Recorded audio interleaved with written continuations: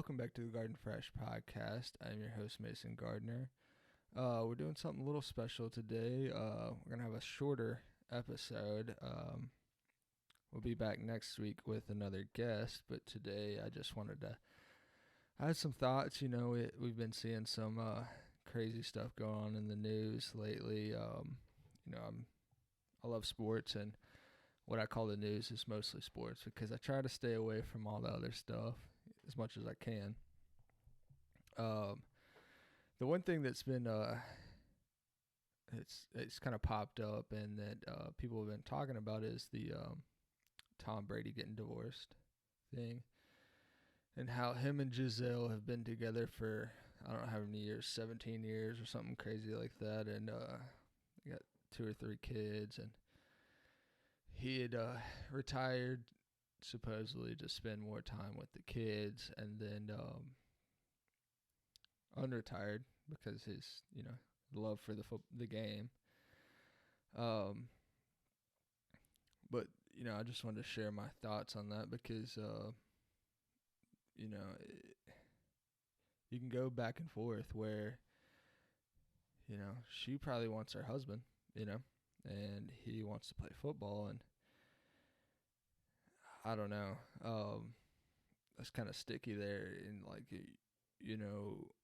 she's probably put on a lot of stuff on hold for him to have the kids, and was expecting him to kind of come back into her life, and he's probably thinking like, what's one more year? But she's probably been telling herself, that for years now. He's 40 something. So I don't know. I just had some thoughts on that. My first thought was, do we need somebody that actually cares about us in a way that fulfills like some void in our heart? And I think that's what we're searching for, right? We're searching for that one person that actually makes us feel like we are enough, I guess,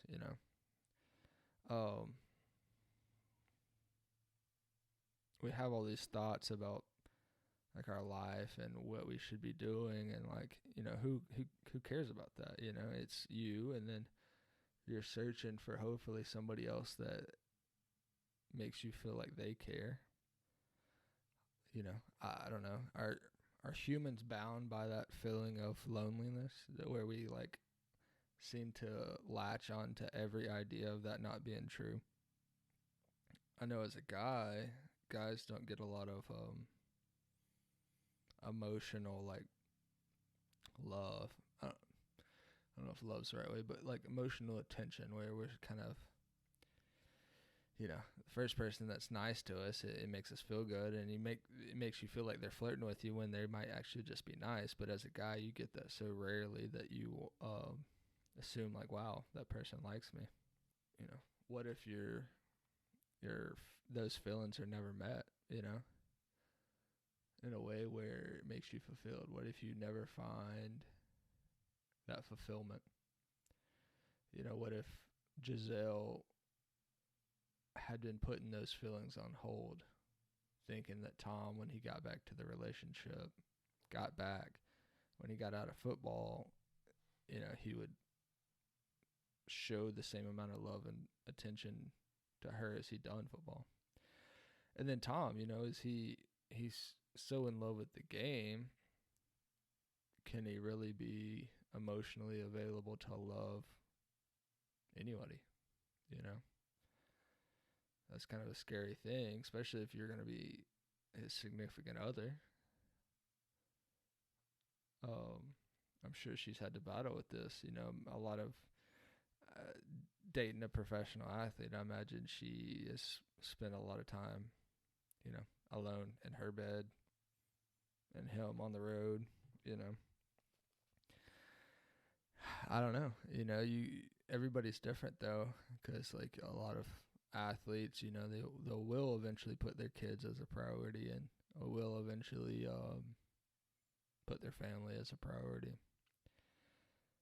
not. I just think that Giselle has gotten to the point where her loneliness has probably overcame her. You know, she on paper does not need, his money. So she stuck it out of love, assumingly. And then she gets to a point where like she's like, all right, well, he's showing that his love for football is greater than the love for our family. I get it though. You have passions. It just sucks that you have to pull other people into it. Not assumingly not, you're not aware of that. As a male, you probably want to have a family and all that stuff, and just this is not his first kid. He had a kid with the woman he left for Giselle. I think a daughter or something, which would be probably a little older now, high school or older, seeing that he's like 40 something. I don't know how he's been with Giselle for 17 years, so I don't know. It's just one of those like big dots that we as humans have to deal with. Where do we fit in this world? How do we know when we've actually reached a point that we're comfortable with? Now, I don't know who all listens to this, but imagine that most of us haven't reached that point yet.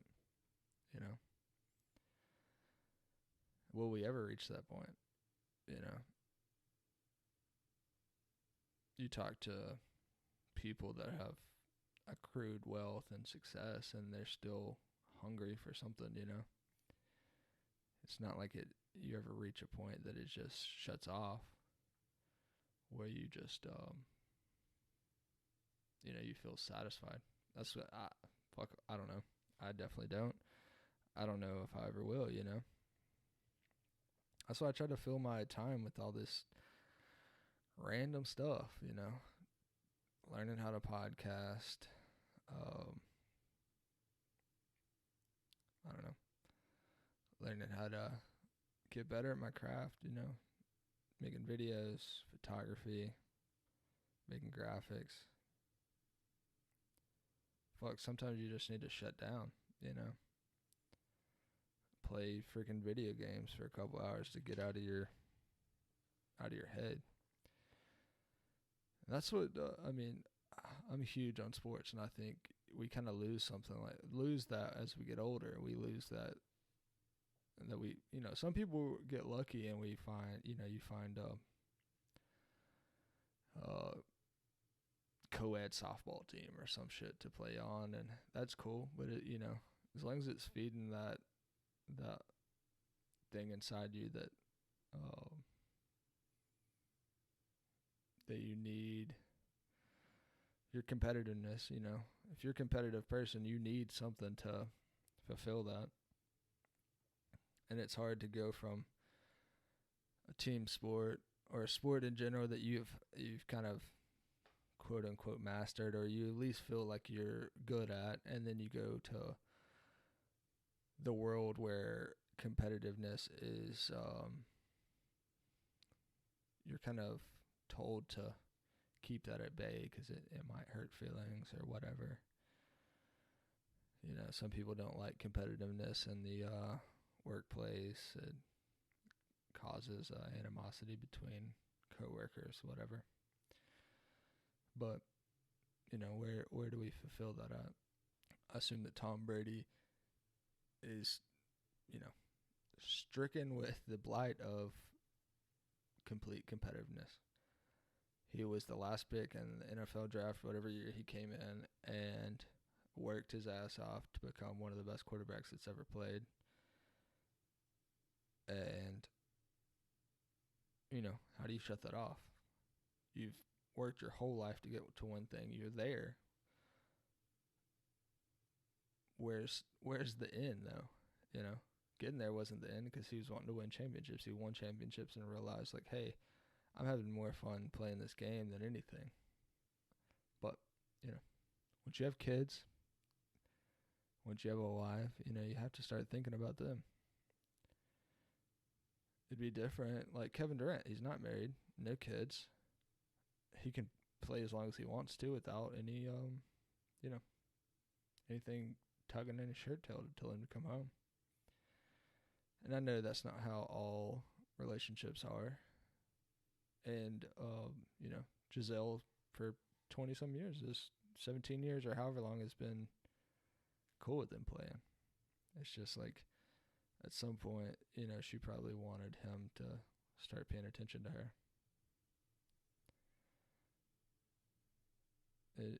I don't know. I feel like I've been in relationships where one person was in love with the other person more than the other, if that makes sense. One person liked the other person more. And those fucking suck. Because there's always something like, whether you're the person that is in love with the other person, the other person's unsure about you, or vice versa, whoever's is in love is under the gun, which means like you're the one that has to keep your head on a swivel. You have to stay wary of troubles, because the other person's just waiting for it to go wrong so they can get out of it. Those relationships suck, and it's hard. It's easy to say they suck, but like if you're in love with somebody, you're in love with them. I mean, you might be blinded by that. All those red flags just fucking, you don't see them, I feel like I've definitely experienced that. That sucks, but I think that's just part of life.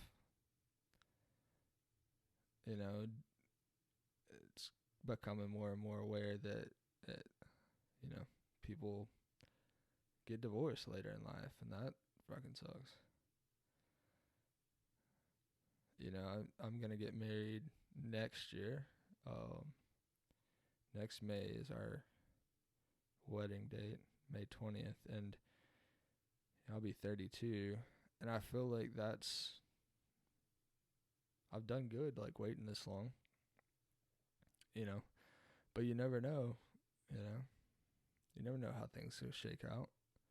You hope for the best. You hope you've taken into account everything that possibly could be an issue, and you've addressed it by then. But,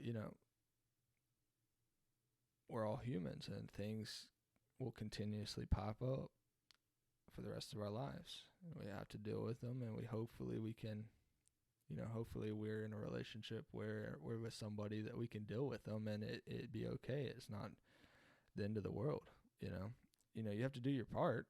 You have to stay loyal and stay true, and there's a chance that you fall out of love with somebody, you grow apart. That's sad, but that's how life works.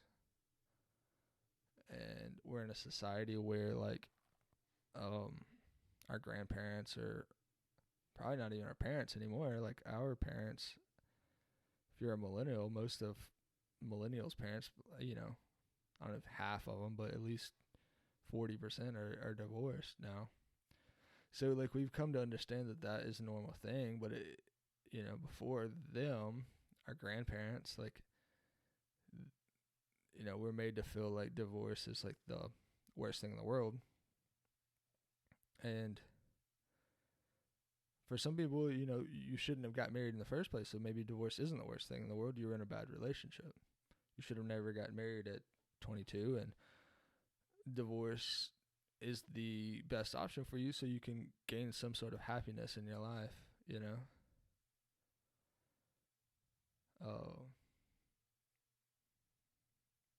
I just hate that it comes to that, but that's how it goes. How many times do you break up with people throughout your life? Happens a lot. You just hope that this one you asked to marry you, or you accept a marriage proposal, is the one that you never want to break up with, and y'all have both decided that you're gonna honor that through thick and thin, right? Death do us part. I don't know. I guess, watching sports, like, these guys get viewed as heroes, but you never doing something on and off the court or football field or whatever. You got to separate that, and you got to look at them as humans.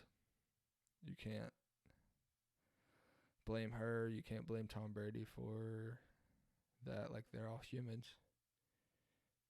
We look at them to be better than us because they can do shit that we can't do, but they're humans.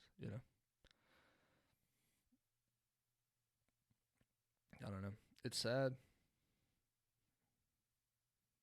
and you don't know the real story. I don't know. I hate it. That's how it goes, though. Who's been taking care of her thoughts while he's been gone? Is that she go to therapy? Hopefully. Do they talk to each other like they should? Maybe not.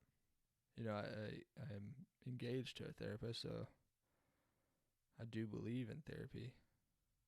I've never been actually to a therapist though, but I don't think that would be a bad thing, and I think that probably everybody should see one. But I also think, in a relationship that you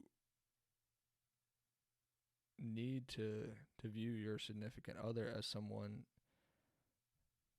like a therapist, someone that you could go to and just get shit off of your chest, and know that they care and are there for you.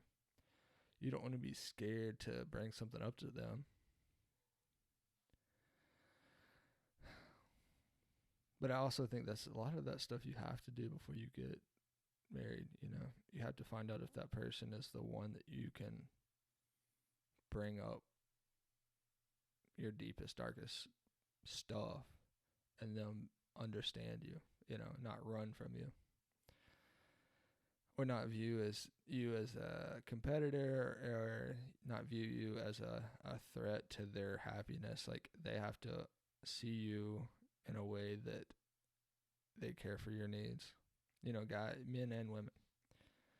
I think women are normally forced to be the one who cares about emotional stuff in relationship, where it needs to be both of us. We have to do that for each other. I know guys are not typically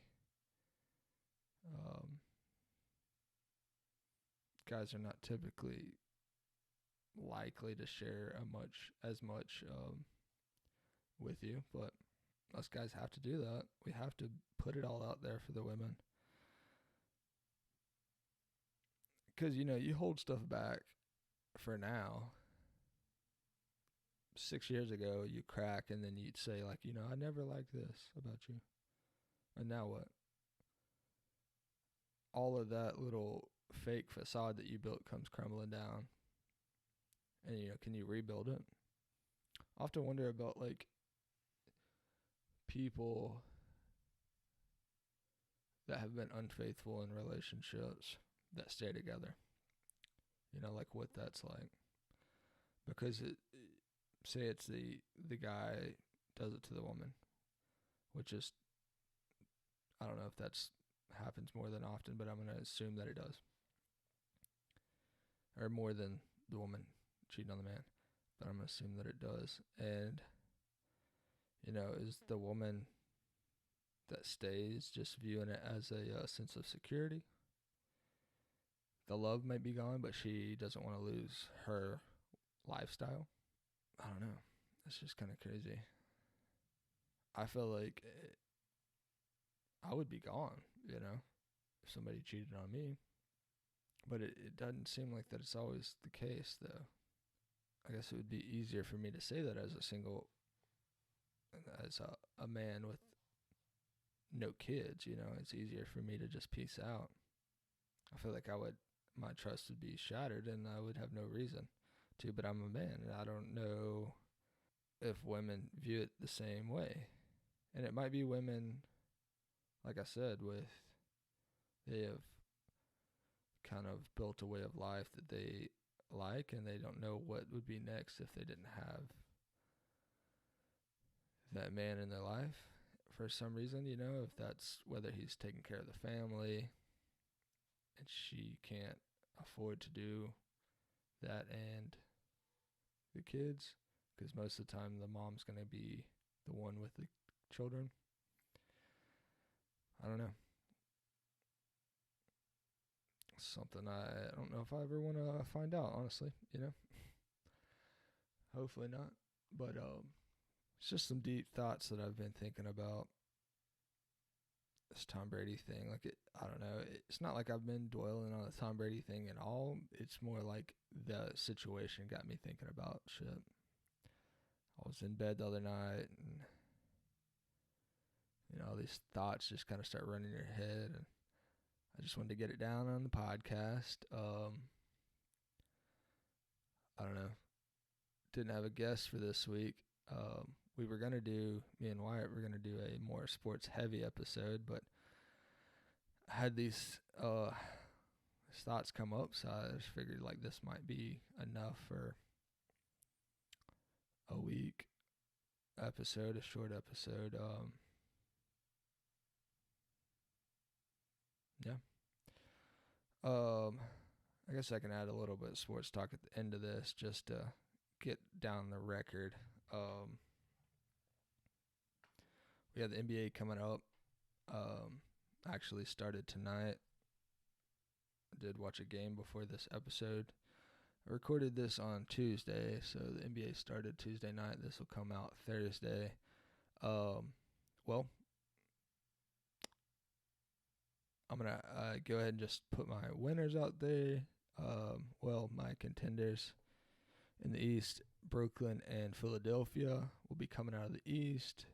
I'm going to say that Philly beats Brooklyn. A lot of people will probably push back on that. Boston's going to be really fucking good. They beat Philly tonight. Miami's not going anywhere. But I just think Philly, Doc Rivers might have figured something out this year. Running James Harden at point.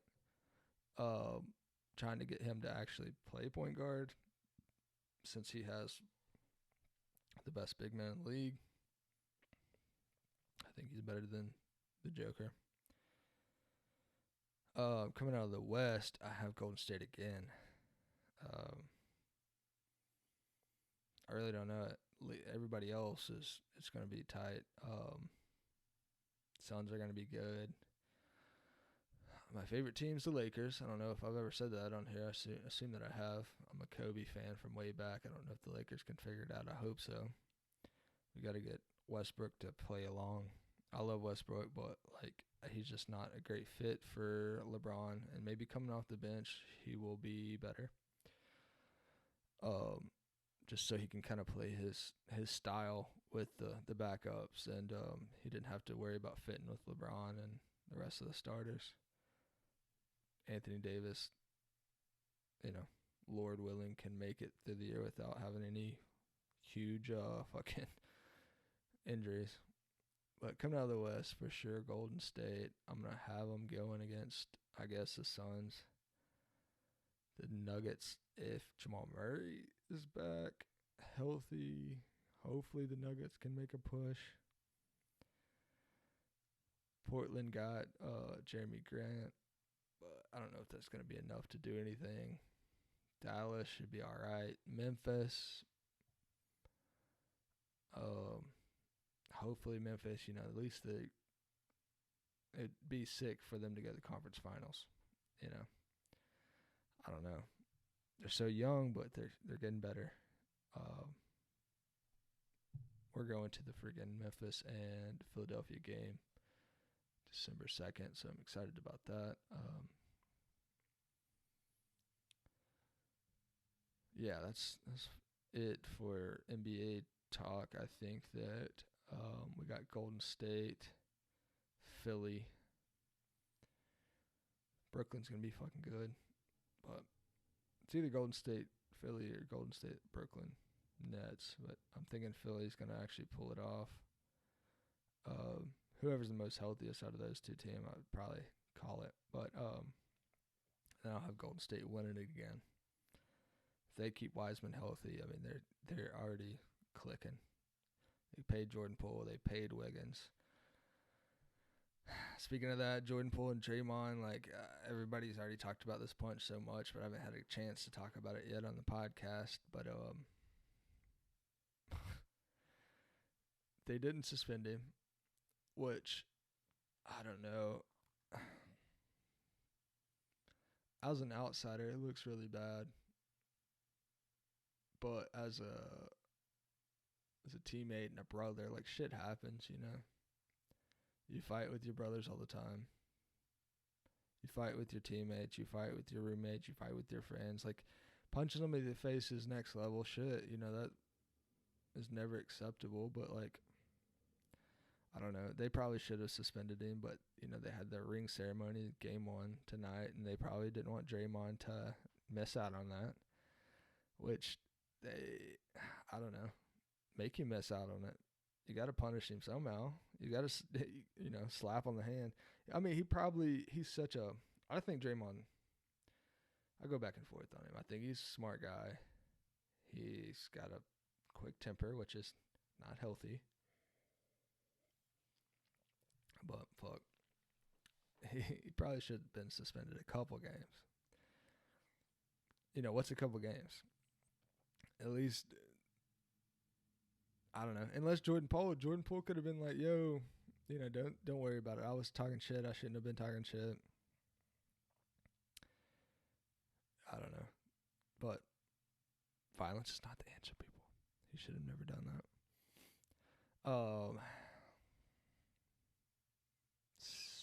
LeBron wants to own a team in Las Vegas, which I think that is his way to, if he can, you know, obviously he don't have that much money.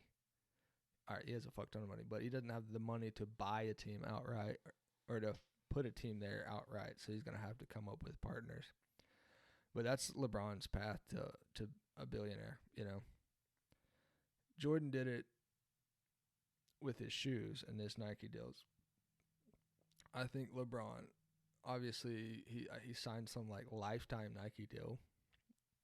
But, you know, I don't think there will ever be, you know, Jordan's, it's pretty much its own brand. It's still a Nike subsidiary, but Jordan's its own brand. I don't think LeBron's will ever, like, catch up to that, you know. LeBron's will still always have a Nike check on him, you know. So, LeBron getting a team in Las Vegas, which already has an NFL team, which I don't know. I don't know the population of Las Vegas. I know it's probably enough. If they can fill, well, you know, the Raiders, they only have to fill that stadium up, which is probably 50 to 60,000 people. They only have to fill that stadium up, you know, 9 times in a season. For a basketball season, you know, that's 41 times on like probably a 20,000 seat stadium. That's a lot more butts and seats, you know. So I don't know if they can do it. There's always a lot of people in Las Vegas, but most of them are tourists. Are they going to Las Vegas to watch a basketball game? Maybe. But, you know, usually your people that are filling the stadium up are locals, you know. So are there enough people in Las Vegas that would fill that stadium up? You got to have a draw, you know. Who is that going to be? It's, you know, you got to get somebody there that people want to come watch. And most likely LeBron would be retired by the time he could get something going like that. So, and it's going to take him and Adam Silver, the commissioner, and a lot of people to get something going like that, get that approved. But, you know, LeBron's not going to be playing for him. So who's going to be there drawing people? Because starting a new team means you got to start with all new players, you know. But that would be awesome to see that. More teams to mirror to me, you know. I don't know. As long as we stick with the salary cap, you can't play like baseball where one team has a $20 million salary and the other team has a $300 million salary. You're never going to be better than that team. But we stick with the salary cap. We have profit sharing. Everybody gets paid the same thing across the board. That can bring a team up pretty quick. Maybe not to contender, but at least to competitive. I think they were trying to add another team back to Seattle, which that would be cool. See the Supersonics back there. I know, not to get too technical, but the Thunder still own that name, so they'd have to sell it back to whoever wanted to move the team up there. Anyways, going on to the next thing, Chelsea Antonio Brown freaking exposed himself at a hotel pool, pull his freaking wiener out. Some woman was swimming, and he's like in there in a hotel pool, like public pool, just naked as fuck, swimming, butt out, wiener out. She is definitely like, I'll put the video here. I think I can probably find a blurred video, obviously, and you could tell she is not enjoying her time. She was probably, it's Antonio Brown. I don't know if she knew who he was or she didn't know who he was. Somebody in there knew who he was, and they were probably hee-hawing around, having fun, and then him being a mental patient or whatever the fuck he is got his fucking dick out in the middle of the pool, and this lady is not enjoying it. I don't know what's up with him. He's like Kanye to me. Like, it sucks to see like somebody that was like, he was amazing on the football field, and then he comes out here and he's like, I don't know if he should be allowed in public. He does wild shit. He says wild shit. He's fucking showing his dick off. He's doing crazy stuff. Like, just like him and Kanye, like, they're so rich. Like, all these people around them, all these yes men they have around them, not telling them not to do this shit. Kanye's out there, like, spurting off about, like, anti-Semitic shit, talking shit about Jewish people, and, that's why he got kicked out of that. Whose bank kicks them out, You got $1 billion in the bank, and they're like, nah, we're not going to deal with you. That's, that shows you how, like, next level he's kind of out of touch with just being appropriate in public. I don't know. Freedom of speech is one thing, but, like, I don't know. I feel like there's a way to not offend everybody, I don't know. And he thinks he's doing the Lord's work, whatever that is, and he's out here filling everybody with these conspiracy theories and he's equating it back to stuff he's read in the Bible, and then he's like, this explains this, what's going on now. I'm like, dude, somebody's gotta be like, hey man, you should probably get back on your medicine. So that dude is off his rocker. All right, moving on. Did y'all see this video with the fisherman that was caught cheating? Like, there was like weights in the fish, like inside the fish. Like, they had a group of fishermen, I guess, like at a tournament, had not encountered this dude, but approached this dude and kind of like cornered him, and they started cutting open these fish and finding like there was weights, like 1 or 2 pound weights, like stuffed in these fish, and there was like fish fillets, like bought store fish fillets. I don't know how that got in there, if he was feeding them that or stuffing it down their throat. It was pretty crazy. Apparently this dude had won like multiple fishing tournaments in the past, hundreds of thousands of dollars.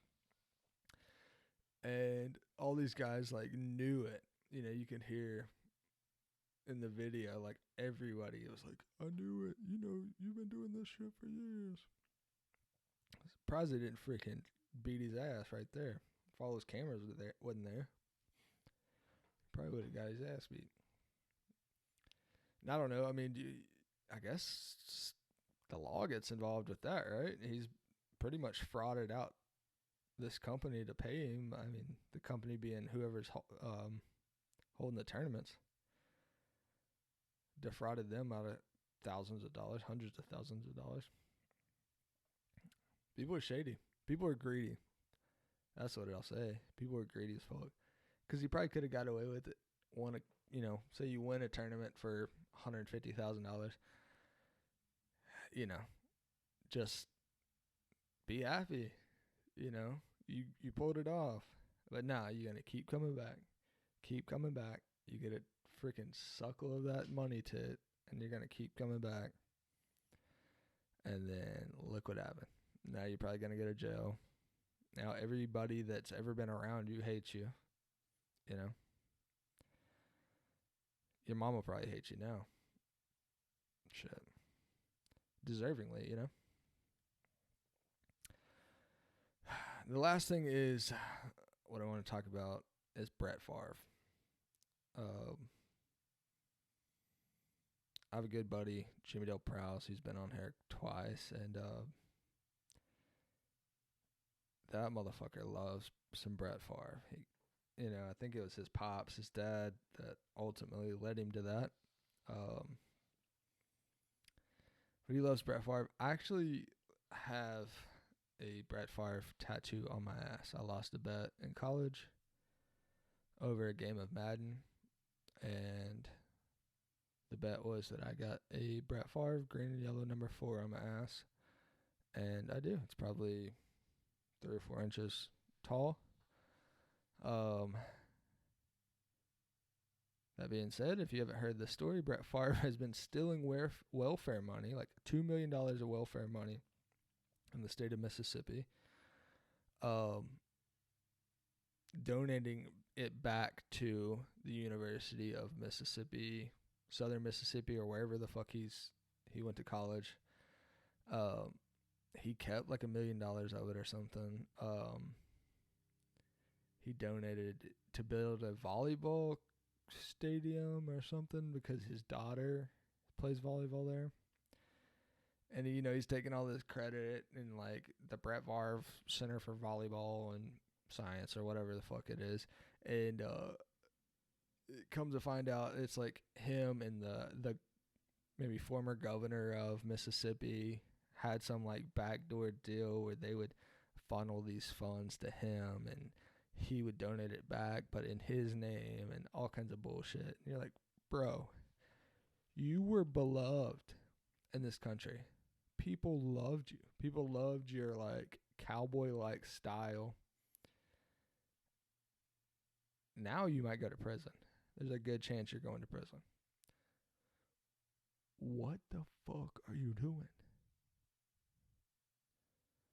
You can't tell me that motherfucker ain't got $2 million. He's probably got boatloads more than that.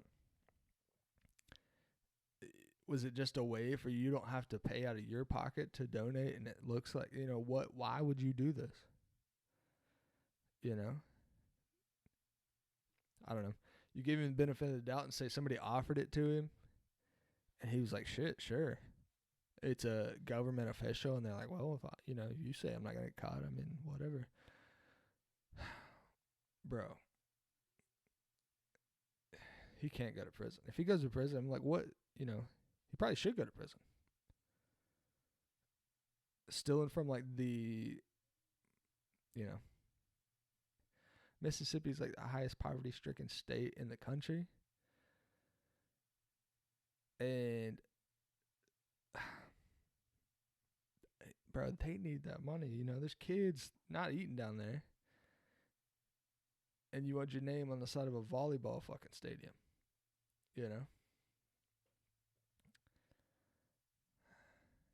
I don't know. I hope the governor goes to jail. I hope all of them go to jail. I loved Brett Favre. He was a cool-ass dude. But that wasn't cool, He's done for now. Is this, we all like this? Like, are we all just bound for getting caught by doing something? You know what I mean? Should we stop assuming that everybody is perfect? Yeah, we should, I guess. Tom Brady's not perfect. Our hero, the cowboy Brett Favre's not perfect. You know? Antonio Brown and Kanye is not perfect. They're crazy as fuck. Draymond Green's not perfect. These are all humans.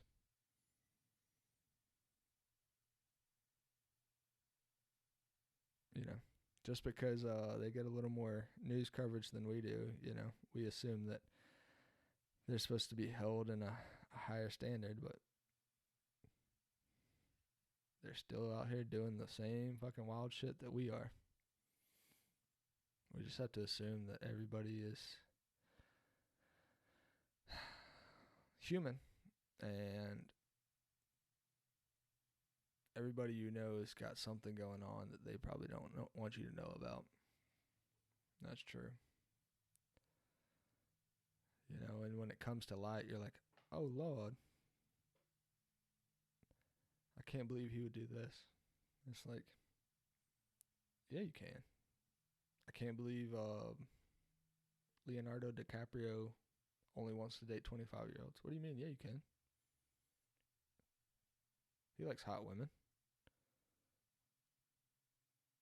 You know, he has no ties to anybody. He doesn't have to prove anything to anybody.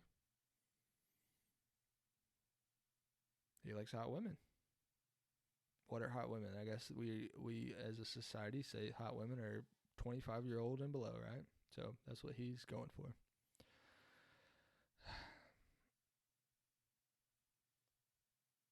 I don't know. Is that a sex and love addiction type thing where he's been able to...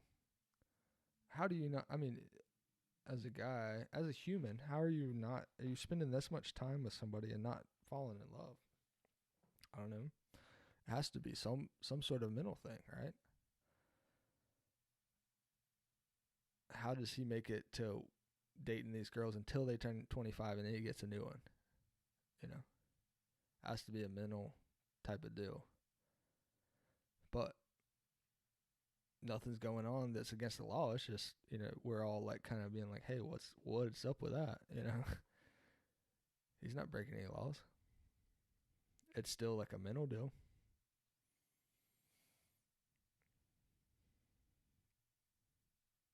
You know, if you got down to it, there's probably something going on in his brain that he don't want you to know. And I think that's all of these guys, everybody, all of us. There's something going on that we don't want everybody to know about. And just having some of these, you know, these people in the news, these famous people are just having to, all their shit comes out, you know. There's this shit that like Brett Favre stealing from welfare. You don't think that there's motherfuckers all over the country doing scams on welfare, scams on the government? He's just having to be the famous motherfucker doing it and got caught, you know.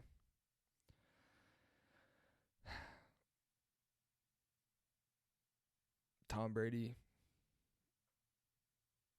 him and his wife get divorced after 17 years. They got 3 kids. He's the most famous motherfucker doing it. That's what we're talking about. It happens all the time. It's happening every day. You know what I mean? He didn't get caught cheating. He just loves football. He loves his job more than his current life as a father. You know, it's easy to look down on him, but there's a lot of people doing that shit. You know, I don't know. All right, I can't believe we pulled it off. I think that's enough for tonight. We'll be back next week with another great guest. Excited about this one. This guy's actually, well, I won't talk too much about it. This man, really appreciate this man's friendship, and I really respect his brain. You know what I mean? The way he thinks, and I think he doesn't give himself enough credit. And I think that he's gonna do amazing things. He's already doing amazing things, and he's hopefully next week we can get some good insight out of him. I'm excited about that episode. Just for some housekeeping tips, we do want you to still call or text the hotline, send a video message, leave a voicemail, send a regular text message with questions or statements or whatever you want to talk to us about. The phone number is 501-683-9594. 501-683-9594. It is not my personal phone number. So, you know, if I have your number or if I don't have your number, I mean, it'll be anonymous unless you leave your name. So, you know, no pressure. Just be dope if more people called in. It's really cool when we do get those calls and questions. I know you're calling in ahead of time, so you don't really know the guests coming up. But, you know, general questions are cool.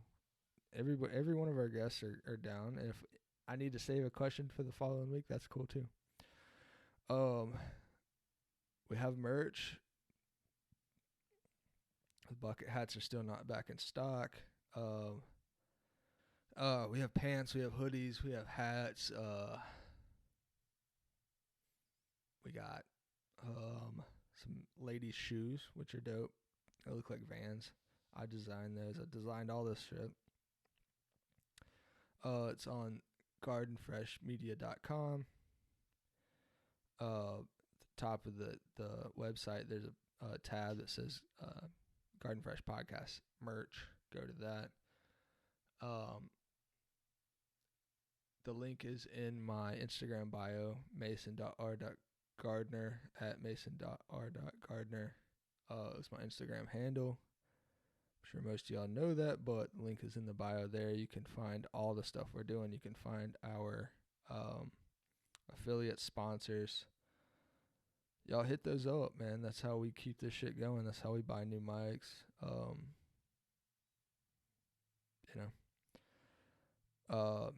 Thanks to everybody for listening. I really appreciate it. It's so awesome clicking on my host platform and seeing, like, even before I post a reel or saying the episode's out, that there's already numbers of people, like, downloading and listening every Thursday morning. That's so sick.